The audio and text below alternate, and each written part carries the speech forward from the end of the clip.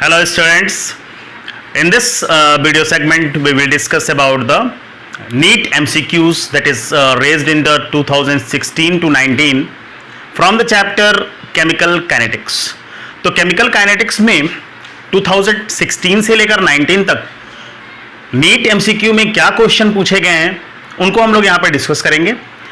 तो आइए देख लेते हैं कि क्या क्या क्वेश्चन पूछे गए हैं। मैंने एक आध क्वेश्चन 2015 के भी रखे हैं, आपकी स्क्रीन पे 2016 दिख रहा है, कोई बात नहीं। आइए चलते हैं और आपकी स्क्रीन पे मैं पहला क्वेश्चन लेता हूं। तो आइए देखिए पहले क्वेश्चन को। देखिए पहला क्वेश्चन दिया हुआ है, the rate constant for a first order reaction is के। ठीक है, तो रिएक्शन का रेट कांस्टेंट दिया हुआ है, रेट कांस्टेंट दिया हुआ है कि ये के है। ठीक है, दूसरी चीज दिया हुआ है, the time T required for the completion of 99% of the reaction is given by. The time T required मतलब कितना टाइम लगेगा 99% कंप्लीशन के लिए। ओके, तो देखिए 99% कंप्लीशन का मतलब हो गया कि केवल 1% ही रिएक्टेंट बचा हुआ है। तो अगर हम दो चीजें हमको पता हो कि a naught is the initial concentration, initial concentration इसको कहते हैं, और इसको हम मानते हैं कि इनिशियल कंसंट्रेशन 100% होगा। ओके, तो जो ए नॉट के बाद ए आएगा मतलब कि रिमेनिंग कंसंट्रेशन, और रिमेनिंग कंसंट्रेशन कितना हो जाएगा, रिमेनिंग कंसंट्रेशन 99% कंप्लीट हो गया, तो 100 माइनस 99 इज इक्वल टू 1 बचा। ओके, तो अब आपका फर्स्ट ऑर्डर रिएक्शन है, और फर्स्ट ऑर्डर रिएक्शन के लिए जो एक्सप्रेशन है न्यूमेरिकल सॉल्व करने के लिए, that is t is equal to 2.303, t is equal to 2.303 upon k log a naught upon a log का बेस 10 है। ओके, तो जनरली फर्स्ट ऑर्डर रिएक्शन में इस एक्सप्रेशन से मैक्सिमम 90% क्वेश्चन यहां से सॉल्व हो जाते हैं। तो आइए इस फार्मूले को देखते हैं। तो t is equal to first order के लिए ये ही एक्सप्रेशन दिया हुआ है, फर्स्ट ऑर्डर रिएक्शन आपको बोल दिया है पहले कि ये फर्स्ट ऑर्डर रिएक्शन है। तो t इज इक्वल टू आपको t ही निकालना है, 2.303 अपॉन के दिया हुआ है, चलिए के ही रखते हैं, के की वैल्यू नहीं दी हुई है, लॉग बेस 10, ए नॉट की वैल्यू दिया हुआ है 100 डिवाइडेड बाय 1। ठीक है, ए की वैल्यू 1, तो ये कितना हो जाएगा 10 का स्क्वायर। तो यानी कि it is equal to 2.303 upon k log 10, और यहां पे हो जाएगा 10 के power 2, that is equal to 2.303 upon k 2 log 10 base 10, जो किसके बराबर हो जाएगा, इज इक्वल टू 2.303 अपॉन के इंटू 2। तो 2 का इसमें मल्टीप्लाई कर दीजिए, मल्टीप्लीकेशन से जो रिजल्ट आएगा तो 2 इंटू 3 इज इक्वल टू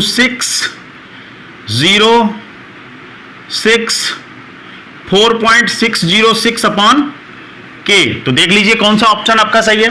तो आपका ऑप्शन नंबर दिया हुआ है ऑप्शन नंबर 3, तो थर्ड ऑप्शन आपका यहां पे राइट होता है, थर्ड ऑप्शन आपका राइट हो गया। ठीक है, तो ये बात समझ में आई। फर्स्ट ऑर्डर देखिए जनरली एग्जाम में क्वेश्चंस 50% क्वेश्चंस अगर न्यूमेरिकल पूछता है तो केमिकल काइनेटिक्स के 50% क्वेश्चन फर्स्ट ऑर्डर से ही आ जाते हैं। ठीक है, फर्स्ट ऑर्डर रिएक्शन से ही आते हैं। आइए चलते हैं सेकंड क्वेश्चन को लेते हैं। तो सेकंड क्वेश्चन देखिए काफी बड़ा क्वेश्चन है। The correct difference between the first and second order reaction is that. पहले ऑर्डर ऑफ मतलब फर्स्ट ऑर्डर और सेकंड ऑर्डर रिएक्शन में क्या डिफरेंस होता है उसको पढ़िए। चलिए आइए पढ़ते हैं। पहला ऑप्शन दिया हुआ है the rate of first order reaction does not depend on reactant concentration. First order ऐसा नहीं होता, केवल जीरो ऑर्डर में रिएक्टेंट के कंसंट्रेशन पर डिपेंड नहीं करता है, फर्स्ट ऑर्डर तो करता है, तो ये तो गलत हो गया है। आगे पढ़ते हैं, the rate of second order reaction does depend on reactant concentration. तो इसमें पहला स्टेटमेंट थोड़ा क्या मतलब गलत ही है। सेकेंड आइए, the half life of first order reaction does not depend on a naught. Concentration of a not पे डिपेंड नहीं करता है फर्स्ट ऑर्डर रिएक्शन। अच्छा ठीक है, हाफ लाइफ। दूसरा क्या दे रहा है, the half life of second order reaction does depend on a not. तो आइए जरा हाफ लाइफ लिख लेते हैं। जीरो ऑर्डर के लिए क्या होगा, काम देगा हमको, हाफ लाइफ क्या होता है, t half for zero order. अब पहला हम लोगों के पास जीरो ऑर्डर है, जीरो ऑर्डर के लिए टी हाफ क्या होता है, जीरो ऑर्डर के लिए टी हाफ होता है a naught, concentration of a naught upon 2K। ठीक है, a naught upon 2K। First order के लिए यही वैल्यू क्या होती है, फर्स्ट ऑर्डर के लिए टी हाफ, नोट करते जाइए, t half is equal to 0.693 upon K। Second order के लिए, सेकेंड ऑर्डर के लिए टी हाफ की वैल्यू होती है 1 अपॉन K ए नॉट। ठीक है, अब देखिए जरा दूसरा ऑप्शन आप पढ़ेंगे तो दूसरे ऑप्शन में दे रहा है the half life of first order reaction does not depend on a. ठीक है, ये कहीं से भी इनिशियल कंसंट्रेशन ऑफ रिएक्टेंट पे डिपेंड नहीं कर रहा है, बात सही हो गई। The half life of second order reaction does depend on a naught. Yes, अगर आप ए नॉट की वैल्यू बढ़ाओगे तो टी हाफ की वैल्यू घट जाएगी, इसकी वैल्यू घटाओगे तो टी हाफ की वैल्यू बढ़ जाएगी। यहां पे सेकेंड ऑर्डर में half life is inversely proportional to the concentration, initial concentration of the reactant. ठीक है, तो ये सेकंड ऑप्शन यहां पे मुझे तो सही लग रहा है, मतलब सही हो गया है। आगे तीसरे और चौथे ऑप्शन को भी देख लेते हैं। A first order reaction can B catalysed, a second reaction can not be catalysed. ऐसा नहीं है, कोई भी रिएक्शन कैटेलाइज्ड हो सकता है। ठीक है, कैटेलिस्ट डालिए, वो फर्स्ट ऑर्डर और जीरो ऑर्डर नहीं देखता। The rate of, fourth option देखते हैं, the rate of first order reaction does depend on reactant concentration, does depend on reactant concentration. The rate of second order reaction does not depend on reactant concentration. First order reaction does depend on reactant concentration. The rate of second order reaction does not depend on reactant concentration. दोनों reactant concentration पर depend करते हैं। तो fourth option भी यहाँ पे wrong हो गया। तो आपका यहाँ पे जो है करेक्ट डिफरेंस कौन सा है, सेकंड। तो ऑप्शन नंबर सेकंड जो है आपका राइट हो गया। ओके, आइए चलते हैं थर्ड की तरफ। नेक्स्ट क्वेश्चन लेते हैं। तीसरा क्वेश्चन देखिए दिया हुआ है, when initial concentration of the reactant is doubled. जब इनिशियल कंसंट्रेशन को आप डबल कर दीजिए, the half life period of zero order reaction is, तो जीरो ऑर्डर का हाफ लाइफ कितना हो जाएगा। अभी हम लोगों ने देखा हाफ लाइफ के लिए एक्सप्रेशन देखा था, जीरो ऑर्डर के लिए क्या देखा था कि जीरो ऑर्डर में हाफ लाइफ एक्सप्रेशन क्या होती है, जीरो ऑर्डर की हाफ लाइफ एक्सप्रेशन क्या होती है, t half is equal to concentration of, initial concentration of reactant upon 2K। ये एक्सप्रेशन हम लोगों ने अभी इसके जस्ट पहले देखा। तो अब इसमें कह रहा है कि when the initial concentration of reactant is doubled, अगर रिएक्टेंट के इनिशियल कंसंट्रेशन को डबल कर देंगे तो टी हाफ भी डबल हो जाएगा, क्योंकि टी हाफ मतलब half life period is directly proportional to the initial concentration of the reactant. तो जब इनिशियल कंसंट्रेशन ऑफ रिएक्टेंट के डायरेक्टली प्रोपोर्शनल है तो टी हाफ को डबल करने पे ए नॉट भी डबल हो जाएगा। ओके, तो ये ऑप्शन आपका दूसरा ऑप्शन दिया हुआ है क्वेश्चन नंबर 3 का, सेकंड ऑप्शन यहां पे सही हो गया। ओके, चलिए नेक्स्ट क्वेश्चन की तरफ बढ़ेंगे। फोर्थ क्वेश्चन है, mechanism of a hypothetical reaction x2 plus y2 is equal to 2xy is given below। अच्छा, एक हाइपोथेटिकल रिएक्शन है और रिएक्शन दिया हुआ है कि x2 plus y2 is equal to 2xy। Okay, ठीक है, और 3 इसके स्टेप दिए हुए हैं, जिसमें एक स्टेप में कह रहा है x2 is equal to x plus x, और ये क्या है, फास्ट है। दूसरा दे रहा है x plus y two, x plus y two is equal to, दूसरा रिएक्शन है x y plus y, x y plus y, and it is slow, ये स्लो है। तीसरा रिएक्शन दिया है, तीसरा रिएक्शन दिया हुआ है, देखिए थर्ड रिएक्शन दिया हुआ है x plus y is equal to, x plus y is equal to x y, and that is fast. अब हमसे ये पूछ रहा है कि the overall order of the reaction will be, इस पूरे रिएक्शन का ऑर्डर क्या होगा। तो हमें पता है rate of reaction, rate of reaction depends on the slowest step, ये आपको पता है भाई। आइए सोल्यूशन की तरफ बढ़ते हैं, सोल्यूशन की तरफ बढ़ते हैं। Rate of reaction depends on slow reaction, slow reaction पे डिपेंड करेगा। स्लो रिएक्शन कौन सा है, स्लो रिएक्शन इसमें कौन सा है, स्लो रिएक्शन है वो वाला, कौन सा, x plus y two is equal to x y plus y. तो रेट क्या हो जाएगा, रेट हो जाएगा, रेट इज इक्वल टू, मान लीजिए कि हम लोग मानकर चलते हैं कि यह इसका K1 है रेट कांस्टेंट, इसका K2 है, इसका K3 है, ये मानकर चलते हैं, ठीक है। तो अब वहां पे रेट क्या हो जाएगा, rate is equal to K2 reactant का कंसंट्रेशन X एंड Y2। लेकिन अब यहां पे ये देखने वाली बात है, यहां पे ये सोचने वाली बात है, क्या ये Y2 हमारे मेन रिएक्शन में है, हाँ है, कोई दिक्कत नहीं है। लेकिन ये X तो कोई फॉर्म ही नहीं है इसमें, है ना, X तो कोई फॉर्म ही नहीं है, X is the intermediate, X एक इंटरमीडिएट है, और जब X एक इंटरमीडिएट है तो it should not be included into rate law, ठीक है। तो यहां पे क्या हो जाएगा, X इज एन इंटरमीडिएट, किसी इंटरमीडिएट को रेट लॉ में इंक्लूड नहीं कर सकते, and because of that it should not be in rate law, ये रेट लॉ में इंक्लूड नहीं किया जाएगा। तो अब रेट लॉ में इंक्लूड करने के लिए हमको क्या करना पड़ेगा, अब हमको एक ऐसे रिएक्शन को देखना पड़ेगा जिसमें इंटरमीडिएट भी हो और रिएक्टेंट या प्रोडक्ट, दोनों रिएक्टेंट हो या प्रोडक्ट हो, एक ऐसा reaction, find a reaction in which intermediate as well as reactant oblique product is present। तो नेक्स्ट स्टेप हमारा क्या होगा, find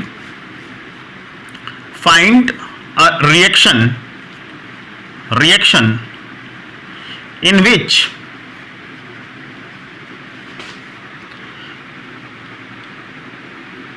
intermediate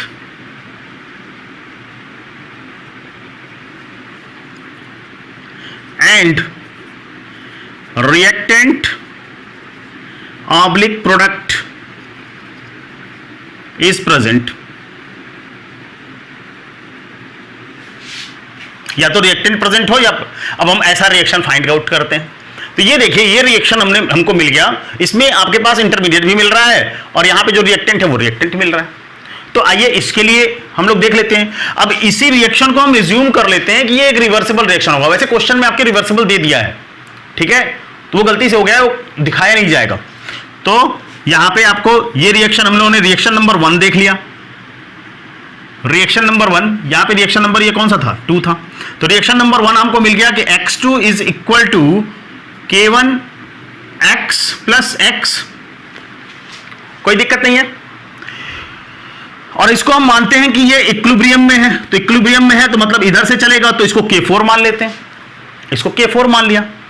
अब देखिए यहां पे क्या होगा कि K इक्विलिब्रियम, इस रिएक्शन का K इक्विलिब्रियम क्या होगा, K equilibrium is equal to K1 by K4, K1 by K4, यहां तक कोई दिक्कत नहीं है, is equal to X reactant का, सॉरी प्रोडक्ट का, X into X upon X2। यहां तक भी कोई दिक्कत नहीं है, ठीक है, बात इतनी समझ में आ रही है। चलिए अब ये देखिए, ये एक्स स्क्वायर हो जाएगा और इसमें अगर हम लोग गुणा करें तो इसके आगे क्या हो जाएगा, अगर x की वैल्यू हम लोग लेना चाहें तो x की वैल्यू क्या आ जाएगा, K1 x2। अब x स्क्वायर था तो K1 पे भी क्या हो जाएगा 1/2, K1 के ऊपर घात में 1/2 आएगा और x2 पर भी आ जाएगा 1/2 और K4 पे नीचे भी, मतलब ये अगर मान के चले तो अंडर रूट हो गया, K to the power 1/2, X2 to the power 1/2, K4 to the power 1/2। मैंने डायरेक्टली X निकाल लिया, आप इतना तो समझते होंगे, इसको कर लेंगे।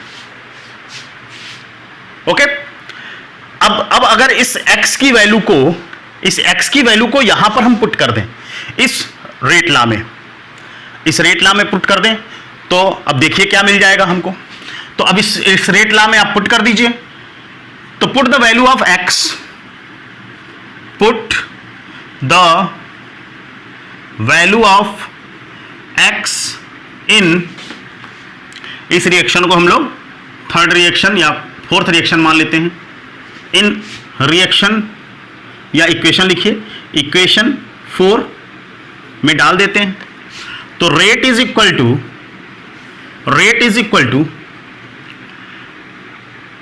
K to the power 1/2 upon K4 to the power 1/2 into K2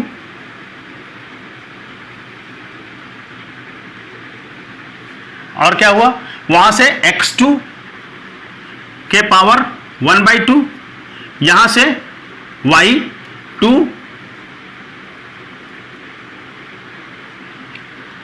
ठीक है, आ गया, पूरा एक्सप्रेशन आ गया, ठीक है, मिल गया है हमको।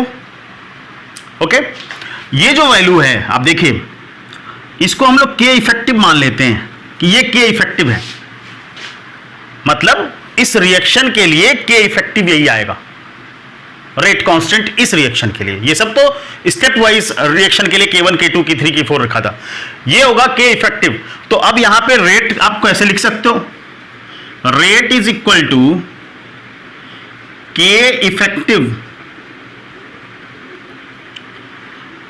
X2 के पावर 1/2 और Y2 के पावर 1। तो अब ऑर्डर ऑफ रिएक्शन क्या होगा, ऑर्डर ऑफ रिएक्शन क्या होता है, रेट में जो पावर में होता है उनको जोड़ देते हैं, तो ऑर्डर क्या हो जाएगा, order is equal to 1/2 plus 1 is equal to 3/2 is equal to 1.5। इतनी बात समझ में आ गई है, आई बात समझ में। तो थर्ड ऑप्शन आपका दिख रहा है यहां पे, तो option number 3 is right here in this question. आगे चलते हैं, आगे देखते हैं। क्वेश्चन नंबर 4 2017 में पूछा था, अच्छा क्वेश्चन था, बहुत अच्छा। क्वेश्चन नंबर 5 आप क्या आपके स्क्रीन पे, the first order reaction has a specific reaction rate 10 to the power -2 second -1। ठीक है, फर्स्ट ऑर्डर रिएक्शन के लिए दिया हुआ है, how much time it will take for 20 gram of reactant to reduce to 5 gram. कितना time लेगा 20 ग्राम से 5 ग्राम पहुंचने में। ठीक है, specific reaction rate is 10 to the power -2 second -1। First order reaction है, तो पहले 2-3 चीजें इंपॉर्टेंट है, लिख लीजिए। फर्स्ट ऑर्डर है, फर्स्ट ऑर्डर का रिएक्शन है। दूसरी चीज इसमें दिया हुआ है K की वैल्यू, K की वैल्यू दिया हुआ है 10 to the power -2 second -1। Okay, तो आइए फर्स्ट ऑर्डर रिएक्शन हम लोग लिखते हैं कि क्या होता है एक्सप्रेशन। तो फॉर फर्स्ट ऑर्डर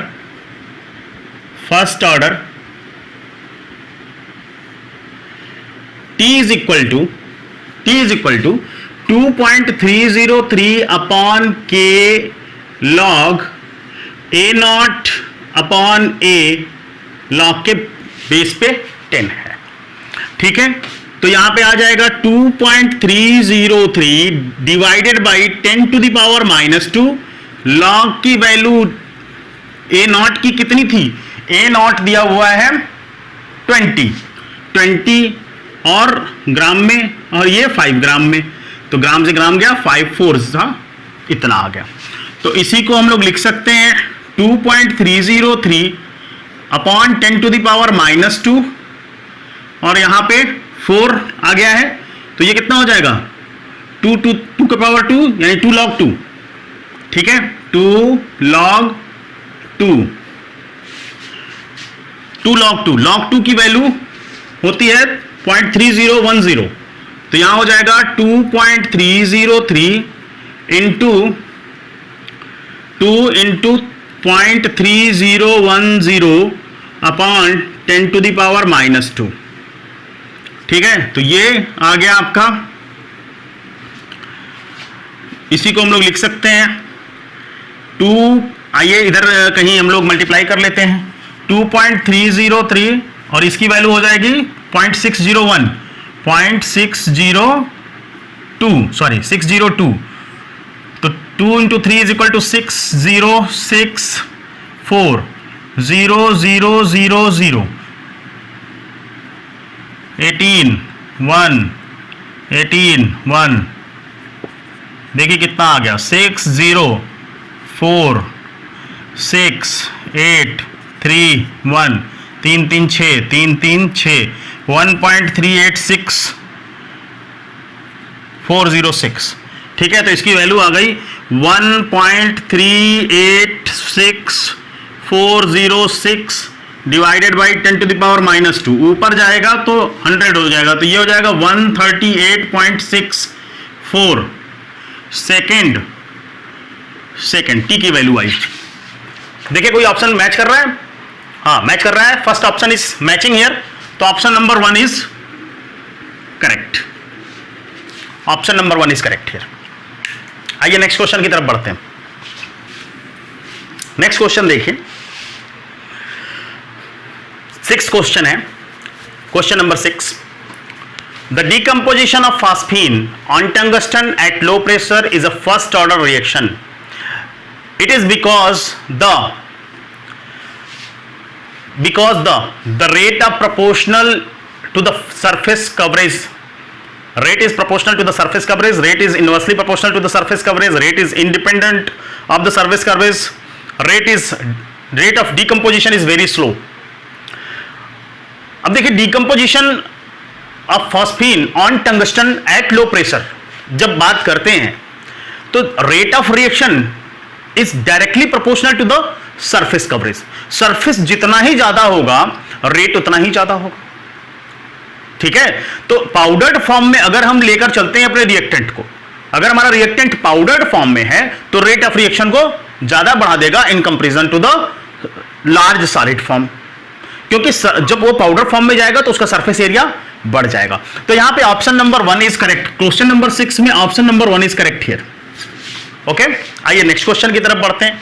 बहुत ही आसान क्वेश्चन था, टेक्सचुअल इंफॉर्मेशन थी। क्वेश्चन नंबर 7 देखिए, the rate of first order reaction is 0.04 mole per litre per second at 10 second and 0.03 mole per liter per second at 20 second after initiation of the reaction. The half life period of the reaction is, half life period निकालना है। अब इसमें पहले ही दे दिया है कि rate of first order reaction is, तो first order reaction है, इसमें कोई दिक्कत नहीं है। तो फर्स्ट ऑर्डर रिएक्शन के लिए आपको एक्सप्रेशन मालूम है। फर्स्ट ऑर्डर रिएक्शन के लिए हम लोग जनरली सवाल किस पे करते हैं, T is equal to 2.303 upon k log a naught upon a log के बेस पे 10 है। ठीक है, तो आइए देखिए करते हैं। पहला हमारे पास क्या इंफॉर्मेशन है, कि 10 सेकेंड सिर्फ 20 सेकेंड की तरफ बढ़ रहा है, ठीक है ना। तो इस बीच की इंफॉर्मेशन को ही लेते हैं, हमको इनिशियल से मतलब नहीं है, हम जहां से शुरू किया वहां से खत्म किया। तो भाई 20 - 10 = 10, 10 सेकेंड लगे और 10 सेकेंड में कहां से कहां पहुंच गया, 0.04 से 0.03। तो इसी को इंफॉर्मेशन को हम लोग डायरेक्टली रख लेंगे। तो 10 = 2.303 अपॉन के log 10 A0 0.04 अपॉन 0.03। कोई दिक्कत नहीं है, सॉल्व करें। हमको इसमें निकालना क्या है, हाफ लाइफ पीरियड निकालना है। अब हाफ लाइफ पीरियड निकालना है तो हाफ लाइफ पीरियड के लिए हमको के निकालना जरूरी है, तो हमको के ही निकाल रहे हैं यहाँ पे। तो के की वैल्यू देखिए कितनी आ जाएगी। अगर यहां से आप आगे बढ़ेंगे तो ये कट के 4 आ जाएगा, ये कट के 3 आ जाएगा। तो यहां पे कितना हो जाएगा, 10 = 2.303 अपॉन के log 4 - log 3, ठीक है, कोई दिक्कत नहीं है। log 4 - log 3। चलिए अब के की वैल्यू को अगर हम इधर ले जाएं, के = क्या हो जाएगा, 2.303 अपॉन 10। log 4 की वैल्यू कितनी हो जाएगी, 2 log 2। तो log 2 की वैल्यू कितनी होती है, 2 × 0.3010 माइनस log 3 की वैल्यू 0.4771। तो अब देखिए इसमें से हम लोग घटाएंगे, किसमें से, 0.6020 माइनस 0.4771। 10 में से 1 गया, 9 7 4, ठीक है। और यहां पे कितना आ जाएगा, 9 में से 7 गया, यहां पे ठीक है। यहां पे 1 बचा, इधर से लिया हम लोगों ने, तो यहां पे 10 में से यहां पे 9 से 7 2, ठीक है। यहाँ पे 1.1249।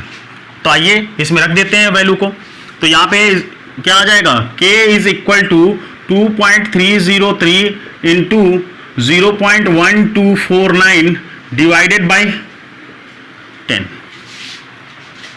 तो इसमें उसको भी हम लोग कर लेते हैं, 2303।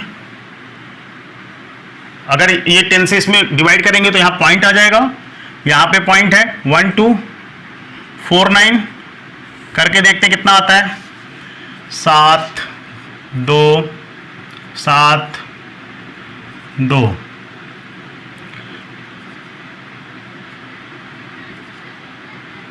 नौ।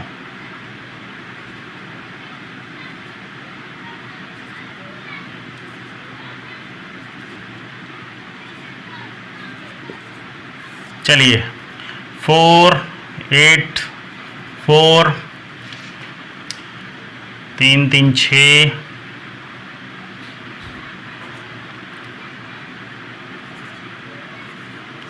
ठीक है, 4 अंक 8 अंक, तो 4 और 4 8, 0.0287 ये वैल्यू आ गई के की वैल्यू। के = 0.0287, ठीक है।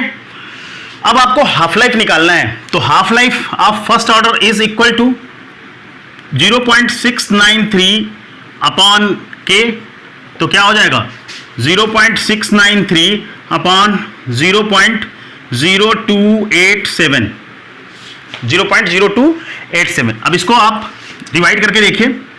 तो आइए इधर भी हम लोग 10,000 का गुणा कर देते हैं, यहाँ पे भी कर देते हैं। तो इसकी वैल्यू ऊपर नीचे अगर दोनों तरफ 10,000 के गुणा कर देंगे तो यहाँ क्या आ जाएगा 6930 डिवाइडेड बाई 287, करके देखिए कितना आता है।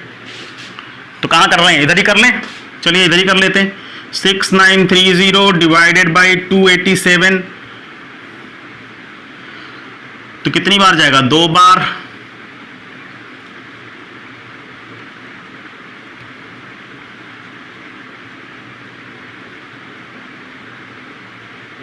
देखिए कितना आता है, 13 में से 4, 13 में से 4 गया 9, 8 में से 7 गया 1, ठीक है, 1190। अब ये कितनी बार जाएगा, 4 बार, जा सकता है, तो 4 8 2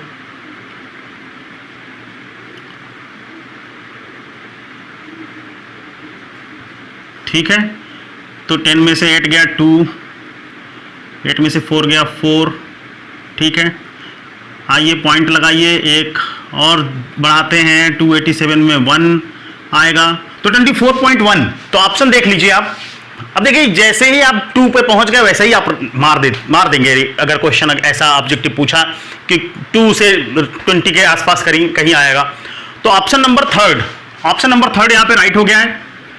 आपको दिख रहा है आंसर 24.1 सेकेंड। ओके, आइए नेक्स्ट क्वेश्चन पे मूव करते हैं। Question number 8, the addition of catalyst during a chemical reaction alters which of the following quantities. अगर हम कैटलिस्ट ऐड करते हैं किसी भी केमिकल रिएक्शन में तो क्या अल्टर करता है? तो आपको अगर याद हो, कैटलिस्ट जब भी रिएक्शन कोसेंट में कैटलिस्ट ऐड कर देते हैं तो ये मान लीजिए कि एक्टिवेशन एनर्जी था, कैटलिस्ट डालने पे एक्टिवेशन एनर्जी लोअर कर जाती है, ठीक है। एक्टिवेशन एनर्जी यहां से यहां आ जाती है, तो ये कैटलाइज्ड रिएक्शन होता है या अनकैटलाइज्ड रिएक्शन होता है? तो एक्टिवेशन एनर्जी को लोअर करेगा। तो आपका option number 2 is right here.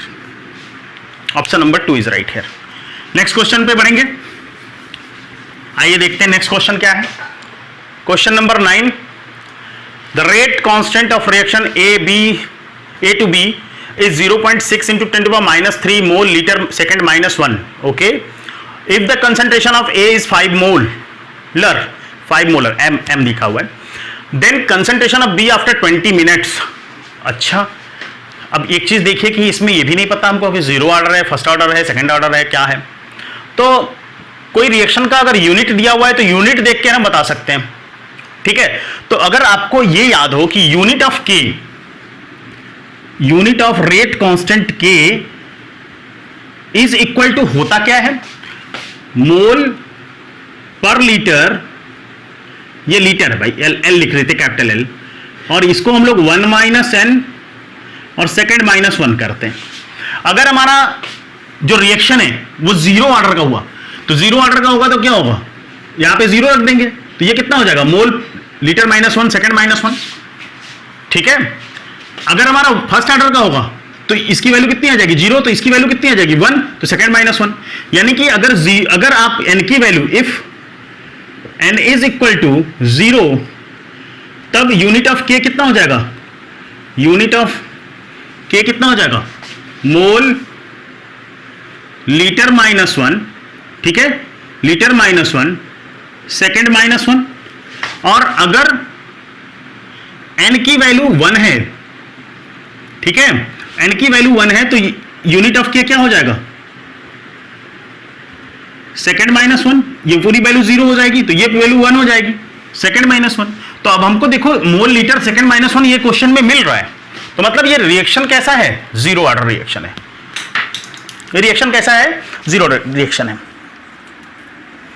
आइए देखते हैं आगे इसको कि हम 0 ऑर्डर रिएक्शन के लिए इसको किस तरह से सॉल्व करें। तो फॉर 0 ऑर्डर रिएक्शन जो एक्सप्रेशन होता है, फॉर 0 ऑर्डर रिएक्शन एक्सप्रेशन कैसा होता है, for 0 order reaction expression is A is equal to A0 minus KT। ये एक्सप्रेशन देते हैं हम लोग 0 ऑर्डर के लिए, ठीक है। अब A0 आपको क्या है पता है कि इनिशियल कंसंट्रेशन है, A क्या है, रिमेनिंग कंसंट्रेशन है, ठीक है। तो हमको B का कंसंट्रेशन निकालना है, तो पहले ये हमें पता चले कि A कितना यूटिलाइज हो रहा है, ठीक है। तो वो A कितना यूटिलाइज हो रहा है उसको हम लोग कैसे जानेंगे, तो आइए देखते हैं। A हमको इनिशियल कंसंट्रेशन पता है, तो concentration of A is equal to initial concentration is 5 molar, इतना पता है। तो ये हो जाएगा 5 माइनस K की वैल्यू दिया हुआ है क्या, हाँ, K की वैल्यू दिया हुआ है 0.6 इंटू 10⁻³ 0.6 इंटू 10⁻³ और समय कितना दिया हुआ है 20 मिनट्स। 20 मिनट्स का मतलब है कि 20 मिनट्स को आपको सेकंड में चेंज करना है, तो इंटू 20 इंटू 60, ओके। तो आइए अब देख लेते हैं कि इसकी वैल्यू कितनी आ रही है। a is equal to 5 minus, अब देखिए यहां पे कितना आ जाएगा 1200, देख लो आप 0.6 into 10 to the power -3 into 1200। अब 1200 को हम लोग 1.2 इंटू 10 टू पावर 3 लिख सकते हैं, तो यहाँ पे लिख देते हैं 1.2 इंटू 10 टू द पावर 3, इस 10 टू द पावर 3 से ये 10 टू द पावर 3 खत्म हो गया, 12 6 जा 78 और 2 अंक पे लगा देंगे, तो यहाँ पे कितना हो जाएगा, concentration of A is equal to 5 minus 0.72। मतलब कितना यूटिलाइज हो गया, 72 यूटिलाइज हुआ, ये यूटिलाइज हो गया। मतलब अगर ये घटा देंगे तो हमको रिमेनिंग कंसंट्रेशन तो पता चल जाएगा, लेकिन जितना यूटिलाइज हो गया उतना ही तो कंसंट्रेशन ऑफ बी होगा, बी का कंसंट्रेशन उतना ही होगा जितना यूटिलाइज हो गया। इसका मतलब बी का कंसंट्रेशन कितना आएगा, 0.72 मोलर। तो बी का कंसंट्रेशन कितना हो गया, is equal to 0.72 molar.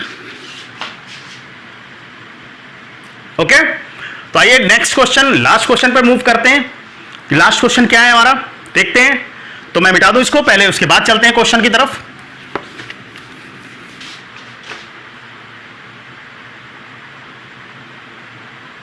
Tenth question देखिए, टेंथ क्वेश्चन आपके सामने है। The activation energy of reaction can be determined from the slope of which of the following graph. अच्छा, activation energy of reaction can be determined from the slope of, मतलब activation energy को आप किससे determine कर सकते हो। इसमें different option दिया हुआ है, ln(k) वर्सेस 1/t। तो अकॉर्डिंग टू आर्हेनियस इक्वेशन, अगर आपको आर्हेनियस इक्वेशन याद हो तो आर्हेनियस इक्वेशन क्या कहता है, आर्हेनियस इक्वेशन कहता है K is equal to rate constant K, ठीक है ना, K इज इक्वल टू क्या होगा, K is equal to A e to the power minus E a upon R T. K is equal to A e to the power minus E a upon R T. ये Arrhenius का इक्वेशन होता है। आइए दोनों तरफ हम लोग log E ले लेते हैं, तो यहां पे क्या हो जाएगा, ln K is equal to ln A e to the power minus E a upon R T. ठीक है, इसी को एक्सप्रेशन को बढ़ाएंगे तो ln K is equal to ln A,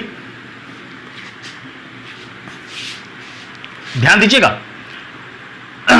अब log की वैल्यू क्या होगी, इसके लिए तो ln A हो गया, ये इसमें है, ये जो एक्सपोनेंशियल, ये जो आपके पावर पे है ये पीछे आएगा, और पीछे आके क्या बनाएगा, minus E a upon R T log या ln ई, ठीक है, minus E a by R T ln ई। और आपको ये पता है भाई ln ई को हम लोग क्या लिख सकते हैं, log e to the base e को ही हम लोग ln e कहते हैं, और log e to the base e का वैल्यू कितना होता है 1, तो इसकी वैल्यू कितनी हो जाएगी 1। तो यहां पे क्या हो जाएगा, ln k is equal to ln a minus E a by R T. ठीक, बहुत अच्छा। y is equal to m x plus c कहीं दिख रहा है आपको, अगर इसको वैल्यू को हम y रखें, इसको c लिखते हैं, ये mx को शो करता है। अब इसमें m क्या है, ये वैल्यू जो है m हो जाएगी, ये वैल्यू x हो जाएगी। तो m की वैल्यू देखिए, m की वैल्यू कितनी हो जाएगी, m is equal to E a by R, x क्या हो जाएगा, x is equal to 1/t, और y क्या हो गया ln k। मतलब ग्राफ कैसा शो होगा, अगर आप ग्राफ देखोगे तो ग्राफ ये शो हो रहा है जिसमें y एक्सिस पे आपको क्या मिलेगा ln k, x एक्सिस पे क्या मिलेगा 1/t। ये जो इंटरसेप्ट बनेगा, ये इंटरसेप्ट क्या होगा ln a, ठीक है, और ये जो m है, m इज इक्वल टू क्या हो जाएगा ई ए बाई आर। ओके, तो ग्राफ किसके किसके बीच बन रहा है, ln के और 1/t के वर्सेस में ग्राफ आ रहा है। तो दिख रहा है आपको, आ रहा है समझ में? तो in the last, thanks to everyone, और मैं उम्मीद करता हूं कि आप लोग इस चैनल को आगे लेकर जाएंगे, सब्सक्राइब करेंगे, और साथ ही अपने दोस्तों में जितना हो सके शेयर करिए, अपने फेसबुक से, इंस्टा से। तो इन द लास्ट, धन्यवाद।